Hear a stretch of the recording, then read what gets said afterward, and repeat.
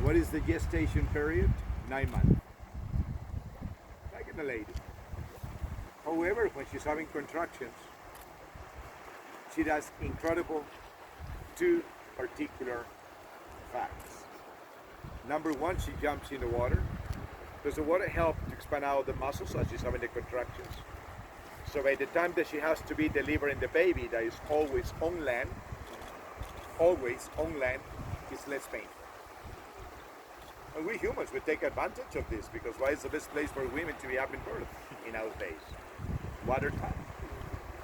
Now the second thing is crazy because she takes advantage that her muscles are expanding out to start releasing pheromones and inviting the big alpha males for mating.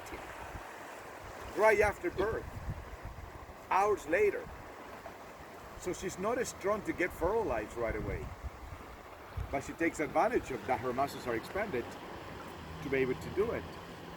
But because she's not as strong, the only thing that she ends up doing in that moment is recepting the package of sperma, and she keeps that in a little sac at the entrance of her utero, where the temperature is warm enough to keep them alive for about 5-6 months. So 3 months later, 4 months later after birth, when she has recovered, she's back to normal, she has the strength, then she allows one of the spermatozoa to be ovulating her. And that is what is called delayed fertilization. Wow. So why alpha males are very aggressive during the birth season is because there are pheromones in the air, it's mating. There is no parental care inside. The alpha males do not last longer than 2 months with a harem. So by the time that the female is delivering the baby, the one that's the alpha is not the father. So no parental care. But they are very aggressive during the birth season is because of the pheromones in the air. Mating. That is why. Now, when the little ones are born, they know how to swim. They can float, but they are blind for 5 days. So they're so afraid to get into the new element. So moms carry the baby, by the neck into the water for the first bath. A few hours after she's been delivering the little ones. And that is when the baby cries. And then the mom answers back. And they end up recognizing each other by the call. So when she goes out to fish 2-3 days later, for a few hours, and she comes back later on, first thing that she does is she makes the sound, and you can hear the sound,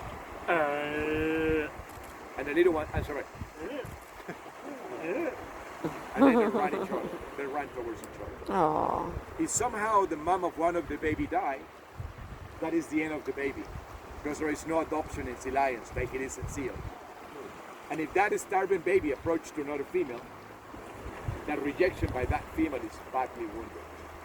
Biting the baby and throwing in the air and so on, but sometimes the baby dies. Unless the female that the baby is approaching is pregnant and is producing too much milk that her mammalian glands are in pain, and then she allows anyone, belongs to her or not, age, gender, to be suckled to get rid of the pain. But in seals, if some of the baby dies, not a problem because there is adoption.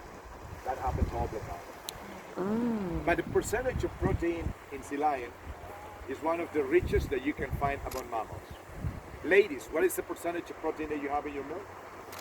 5.5, 5.6. Cows is around 9%. Seals that you find in the Arctic and Antarctica, 19-20%. Sea lions, 30%. So that is why when she goes out, she can go for 2 days, knowing that the baby is going to be okay because she's been passing a lot of protein. Right? So that makes a difference. Now, hopefully tomorrow